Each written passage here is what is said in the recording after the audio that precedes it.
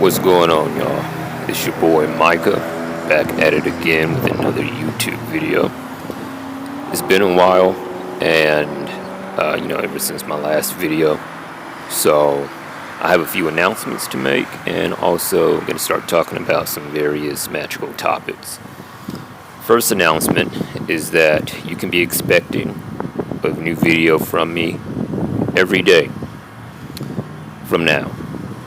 It's about time I really start talking about the various knowledge that I have and putting it out there for others who are curious about death magic, necromancy, the arts of magical murder, that kind of thing.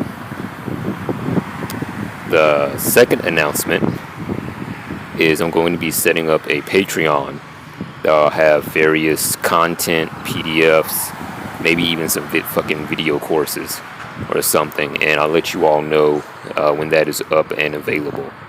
The third and final announcement is that I have a separate channel that I'm going to be posting videos on called Human Solutions, and is part of a business that I have where I create different necromantic relics, products, candles, death crystals, things like that, specifically for necromancers and those of the dark arts. So if you desire to know more about that, I'm going to put my contact information in the description below. Hit me up, talk about it, and get your problem solved. To give a little bit more background on the part of Human Solutions, I named it that because I am a problem solver and a people solver when humans become the problem. And with that concept in mind, I was inspired with the phrase, when humans are the problem, death is the solution. That's plain and simple right there. So once again, I'll put my contact info in the description. You can hit me up, talk about your people problem, and we can work on and arrange ways to get that shit solved. So moving forward from there, what I want to start talking about is death magic, but also consecrated jewelry and its application in death magic, and specifically necromancy. Now, some of what I have is various gems, like rubies, some lab created, some real from the earth. I also have various pieces of gold that I wear on me at all times when I'm out and about. When consecrated, these pieces of jewelry function as talismans for different purposes, given that some of the metals resonate with the different planets like the sun, the moon, Saturn, that kind of thing by association, and therefore they can be used for whatever dominion that planet holds. For example, this watch that I have, and the stones in it, is solar. It represents the sun, attracting wealth, prosperity, money, business success, that kind of thing. And with the color green, we're working with the vibrations and frequencies of longevity, immortality, good health, that kind of thing. And not just for attracting it, but causing it to come unto others. So it becomes an aid to me in my ritual work when I work for specific clients and whatnot. The thing about consecrated jewelry is that everything has a spirit. And since everything has a spirit, if you're working with it, there are specific rules and codes of conduct that you must abide by in order to bring the blessings of that spirit to you. Now, those codes of conduct vary. For some, it may be no smoking, or at least not smoking a certain brand of cigarettes. Others, it may be stop doing XYZ bad habit. It varies with each practitioner, but the point in case is that when you wear these pieces of jewelry and you follow the rules that are set out by that spirit, you gain its blessings. When you don't, you gain its curses. This is why you see situations of some rappers because we all know a lot of rappers like to wear gold. They like to be blinged out and iced out. You see some with certain pieces of gold on them. Everything goes well, and then all of a sudden they get shot. And you see other rappers who wear the same piece of jewelry, and they shoot to mega stardom, like #1 on the fucking Billboard charts and all that good shit. That's because their energy and their spirit naturally resonates with the spirit of that jewelry, and subconsciously, due to their lifestyle, they honor the rules and pacts set by that particular entity of the jewelry that they're wearing. Now, this kind of goes into, what you have. Because some of you viewing this, you all might not have like expensive ass jewelry or something like that. What you can do is simply look and see what you have. If you have like silver earrings, if you have gold-plated earrings. And on that note about gold-plated items, just because it's gold-plated doesn't mean it's fake. I'm going to say that again. Just because it's gold-plated does not mean it's fake. It still has the word gold in the title, and it still has the same properties and the same resonance. So you do not need to blow $3,000 on a fucking 10-inch chain. Don't. If you got the money to burn like that, by all means go for it. But other than that, be wise with your money and with the kind of materials you use. Also, concerning gems, emeralds, crystals, that kind of thing, if they are lab created, they will still work the same just fine. It literally makes no difference. And I say that because some of you viewing might be in a different financial situation. You might not be able to afford the more quote-unquote legit crystals and gemstones or whatever. Just so you know, you have options. You can always get the lab-created version. Now, to go about consecrating these things, what I would suggest is, depending on the type of gemstone, of course, cleanse it, whatever method you use to cleanse, whether it's sage, dragon's blood, burying it in the earth, infusing it with solar energy to burn out any impurities, however you go about doing that. Cleanse it, and then focus on your intent, what you want to use it for. What do you want this gemstone to bring unto you? And meditate upon it. Meditate upon the jewelry, because some, especially watches, have various spirits associated with them. For example, this watch that I just showed you, it had a gorgon in it. And we all know the story and legend of Medusa. So this watch, one of its functions is to protect from the evil eye, both physically and mentally, the eye of the mind. When someone focuses on you and visualizes you for whatever kind of baneful work or that kind of thing, it makes the work bounce back and reflect back to them. Meditate on the jewelry after you cleanse it, and I would suggest giving libations for a period of 7 days of whiskey or rum. You don't necessarily have to drink it, just simply give the offerings to it. Pour it over the watch, pour it around the watch, breathe tobacco smoke, pure tobacco smoke upon it 7 times. Or again, depending upon the metal which you're working, it has its numerical correspondences that many number of times.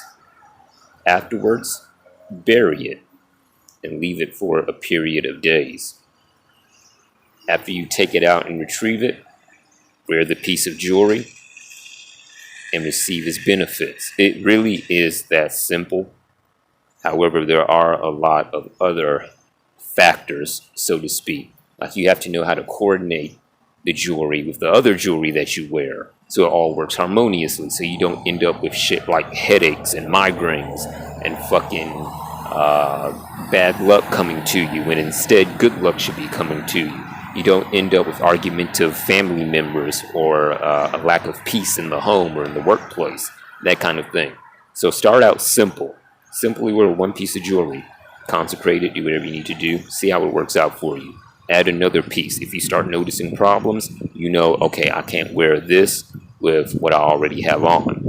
And as you keep experimenting and learning and taking notes and growing, you'll find what works for you and what doesn't. And also, a note about flashiness. Flashiness should never be the main reason you buy a piece of jewelry you intend for use in magic. The main reason and purpose should be functionality. Because if the piece of jewelry is functional from a magical perspective, the flashiness is just a mere indicator of how well it's working. Meditate on that and that will make a lot more sense. Moving on from the topic of consecrated jewelry, the other topic I wanted to talk about was death magic and the art of magical murder. On this channel, I'm going to be putting out a lot of information about that based on what I've experienced and what I have been able to do, and also the experiences of others as well, and what's been confirmed, like collective gnosis on this. There are many different ways you can cause someone to expire and remove them from existence. But the most common thing I want to say, especially for those beginning this, is that the death current is very, very, very, very serious. There's a reason you don't see people sexualizing and claiming to have had sex with the death gods or any of the spirits associated with death. You see that a lot with the infernal current. You know, people saying they have relationships with demons and all the other kind of stuff. You see that sometimes with the angelic current. But there's a reason you don't see it with the fucking death current. And that reason is because those beings, those gods, those deities do not play that shit. This is about death in all its facets, transformation, the cloaking and hiding, the mysterious aspects of death. There is a sexual aspect of the death current, however, it's more primal. It's the kind of sexual energy that allures you and seduces you to let your guard down so that the hex or curse can get in. So I want to say to those who are just beginning and are curious about this, be very aware, be very cautious of what you're getting into. If you're pure of heart, and I don't mean that in a moralistic sense, but if you have solid intents for apotheosis and you take this shit seriously, the spirits and gods will take you seriously. Yes, you'll make mistakes. You'll learn from those mistakes. You'll grow. You might make some more mistakes or whatever. But you'll have a lot more leniency and a lot more patience from these death gods if you're serious about your path and you have a reverence for what you're doing, than if you just approach it like, oh, you're just a power-hungry magician and, you know, you don't really care about the dead, but you're just trying to use them and manipulate them and all this other kind of shit. Feel me? So with that being said,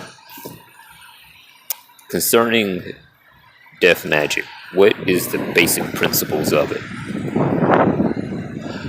For most people start off with necromancy instead of just being devoted to one particular entity.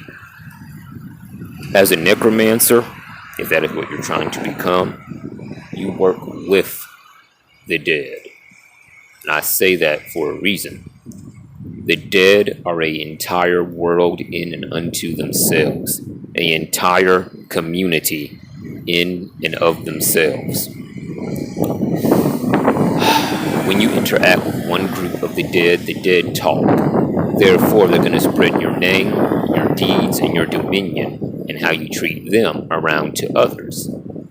This is why you can approach the spirits of a particular current, let's say Palomayambe, for example, or the dead in that current. They can already know your intentions before you even draw out the fucking sigil. The dead talk and the dead communicate, and if you respect them and abide by the pacts and treaties and customs, entering into the graveyard, or just even with them in general, then you will have allies in places where you would not expect at all. Some of these customs include giving offerings before and after your work, giving a blood sacrifice, shedding a part of your own self in exchange for the help of the dead. It can cover such things as tending and caring for the dead, helping them cross over when you see lost souls. And when a lost soul comes to you, helping them helping guide them into their afterlife, wherever they're supposed to go, thus taking on the role of a psychopomp, so to speak. Other times, it could be things about executing vengeance. on behalf of the dead. Maybe some murderer killed them, or maybe some fucking family member killed them, or whatever. You execute that vengeance, they get their peace, you have a blessing, because now that spirit of the dead is not only going to go to where it needs to go, but it's going to tell other spirits of the dead, hey, I can vouch for this one. This is a good guy to work with. This is a good chick to work with. You know, they deal in death. They can help you do this, that, and the other. Now, based on what I've experienced, there are protocols for working with the dead. However, it's not all cut and dry, so to speak. Like it is and it isn't. I'm going to make another video kind of detailing this, because I know this is sounding somewhat rambled, but just bear with me. As far as dress and attire goes when you're working with the dead, in the beginning, it's black. All black, at least in our culture. And I say in our culture because different death deities set up different protocols depending on the geographic region that you're in. For example, in an Asian culture, I believe it's the color white that they use for funerals, and that represents death to them. So you abide by that protocol. And in that, not only do you attain a resonance with death essence and with the dead in general, it also bolsters your magical work, because you're channeling those corresponding frequencies from that whole hierarchy of beings and energies into your work. So your death hexes become more powerful. Your crossover work becomes more powerful. Your incantations become more powerful, that kind of thing. As you advance along your path, you'll find that these requirements are less stringent, and it doesn't become a matter of, oh, I have to do this, but it becomes a matter of, okay, I understand this is the protocol, and I'm doing this as an act of respect and devotion unto the spirits. And that attitude right there, by default, bolsters your work with immense fucking power. As far as going back to the attire aspect, you dress in black, or whatever the color of your geographical culture or region is. The jewelry is best to wear silver. Silver is lunar, it works with the moon, and it draws in the dead. You know, you hear about the legends of men transforming into wolves or werewolves under the influence of the moon. You hear about legends of the undead rising when the moon is high. You never hear about the undead rising when the sun is out. And that's a symbolism, a mystical symbolism that means solar energy tends to not repel, but it tends to kind of blot out the darkness that the dead carries. That's why you don't necessarily wear gold jewelry in the cemetery, because gold is solar. It represents that light shining. Now, when you get deep into necromancy, you start to realize that the dead don't give a fuck whether it's daytime or nighttime. And low-key, they're not really affected by the solar energy, so to speak. But as a respect and show for protocol, you abide by that. When you have your jewelry on, it will enhance the flow of death essence within your subtle bodies, within your meridians, within your physical flesh, and it will allow you to control it with greater efficiency and greater mastery. You will have some side effects, such as maybe like a little bit of delirium, a little bit of confusion, you know, small stuff. Small sacrifices for power. However, those will pass with time and as you adapt to your craft more and more. To complete the attire, really nothing more can be added except maybe oils. Maybe you rub a necromantic oil, you take a spiritual bath using different products that resonate with death and the dead, i.e. wormwood. You can take and add a little bit of mugwort to enhance psychic communication with the dead. Let's see, what else? Any baneful herbs, you can mix them into a bath, soak in it with the intent of preparing yourself for necromancy. You rise out the bath, and then you go forth into the death arts, mightily. If you want more info on that, you can hit me up, and my contact info will be in the description. I can custom make some spiritual baths for you, and you'll be set. You'll be on your way. Most people, when they do like high necromancy and whatnot, they prefer to bring things. They try to use conjure circles and all that. That is highly unnecessary and highly disrespectful to the dead, especially when you're in the graveyard. That shit is totally fucking unnecessary. You are dealing with the dead. You're not dealing with demons. And you have to make that distinction. Also, do not ever approach the graveyard with a whip and a squealing pig to try to summon the dead. I say that because that's found in a book by an author on necromantic sorcery, and that is a highly disrespectful method of summoning the dead, which reaps consequences you do not want to reap. As the saying goes, you sow wind and you reap a whirlwind. You sow disrespect and empty actions, you reap empty actions and retribution. Do not do that. As far as the actual practice of necromancy goes, there are ways you can heat up a work. There's sigils you can draw. There's different ways you can hex enemies, cause sickness, and all this other kind of shit. But it's very technical in the way you go about it. Give me a little bit and I will make another video on this, detailing it. But for now, I'll leave you all with this.